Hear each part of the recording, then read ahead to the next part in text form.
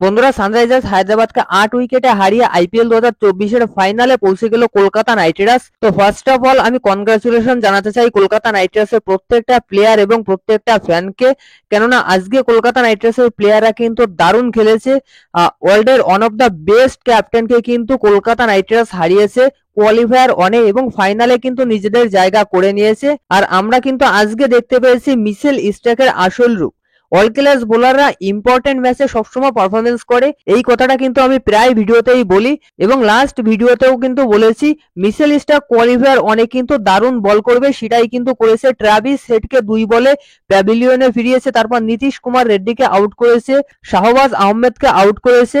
দুর্দান্ত বল করেছে Mitchell Starc. শুধুমাত্র মিচেল স্টার্ক না, কলকাতা নাইট রাইডার্সের প্রত্যেকটা বোলার ভালো বল করেছে। সুনীল নারিন একটু এক্সপেন্সিভ ওভার করেছে, 2-1 ম্যাচে এরকম হয়, ওটা কোনো ব্যাপার না। কলকাতা নাইট রাইডার্স কিন্তু ফাইনালে পৌঁছে গেছে। তো বন্ধুরা, কোয়ালিফায়ার অনেও কিন্তু শ্রেয়াস আইয়ার টসে হেরেছে, সেখানে প্যাট কামিন্স টসে জিতে কিন্তু প্রথমে ব্যাটিং করার সিদ্ধান্ত নেয়। আর এই প্যাট কামিন্সের প্রথম ব্যাটিং নেওয়াটাই কিন্তু কলকাতা নাইট রাইডার্সের অ্যাডভান্টেজ বাড়িয়ে দিয়েছিল, কেননা প্রথমে ব্যাটিং করলে সেকেন্ড ইনিংসে রান শেষ করা সহজ হবে, সেটা স্বাভাবিক। তবে প্যাট কামিন্স কেন প্রথমে ব্যাটিং নিয়েছে সেটা বলতে পারবো না।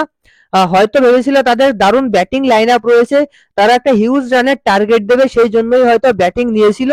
তবে কলকাতা নাইট রাইডার্সের বোলারদের সামনে কিন্তু সানরাইজার্স হায়দ্রাবাদ টিকতে পারেনি। সেখানে মিচেল স্টার্ক 3টে উইকেট নিয়েছে, হর্ষিত রানা ভালো বল করেছে, বরুণ চক্রবর্তী দুর্দান্ত বল করেছে, আন্দ্রে রাসেলও কিন্তু একটা উইকেট নিয়েছে।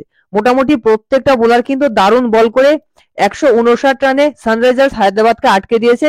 107 রানের টার্গেট ছিল, তো 160 রান সেকেন্ড ইনিংসে শেষ করা কিন্তু কোনো ব্যাপার না কলকাতা নাইট রাইডার্সের ব্যাটারদের জন্য, সেটা তারা প্রমাণও করেছে। কেননা রহমানুল্লাহ গুরবাজ এবং সুনীল নারিনের দুজনেরই কিন্তু একটা ফায়ারিং স্টার্ট ছিল। পাওয়ার প্লেতে 62 রান তুলেছে। পাওয়ার প্লেতে কিন্তু সব থেকে বেশিবার 60+ রান করেছে কলকাতা নাইট রাইডার্সের প্লেয়াররা, 9 বার কিন্তু 60+ রান করেছে আইপিএলে। দুর্দান্ত খেলেছে পাওয়ার প্লেতে সুনীল নারিন এবং Rahmanullah Gurbaz. Actually low scoring ম্যাচে পাওয়ার প্লেটাকেই কিন্তু ইউজ করতে হবে। কলকাতা নাইট রাইডার্সের 2 ওপেনার কিন্তু পাওয়ার প্লেটা দারুণভাবে ইউজ করতে পেরেছে। রহমানুল্লাহ গুরবাজও ফায়ারিং খেলেছে, সুনীল নারিনও ফায়ারিং খেলেছে। তবে 8 উইকেটে কলকাতা নাইট রাইডার্স ম্যাচ জিতেছে, সেখানে ভেঙ্কটেশ আইয়ার এবং শ্রেয়াস আইয়ার, 2 আইয়ার কিন্তু ফায়ার দেখিয়েছে কলকাতা নাইট রাইডার্সের ফ্যানদের এবং সানরাইজার্স হায়দ্রাবাদের প্লেয়ারদের। কেননা 2 আইয়ারে কিন্তু দুর্দান্ত দুটো 50 তুলে নিয়েছে, যেখানে শ্রেয়াস আইয়ার কিন্তু 21 বলে 50 করেছে, 50+ রান করেছে।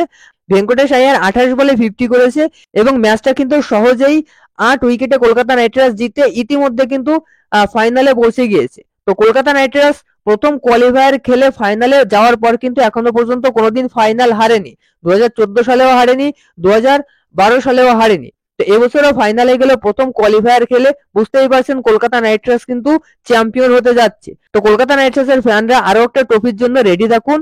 আর প্রত্যেকটা প্লেয়ার এবং প্রত্যেকটা ফ্যানকে আমার তরফ থেকে কনগ্রাচুলেশন ফাইনালে পৌঁছানোর জন্য। তো এই ছিল আজকের ভিডিও, ভালো লাগলে অবশ্যই লাইক করবেন, ক্রিকেট সংক্রান্ত সমস্ত আপডেট পেতে চ্যানেল সাবস্ক্রাইব করে রাখবেন। ধন্যবাদ।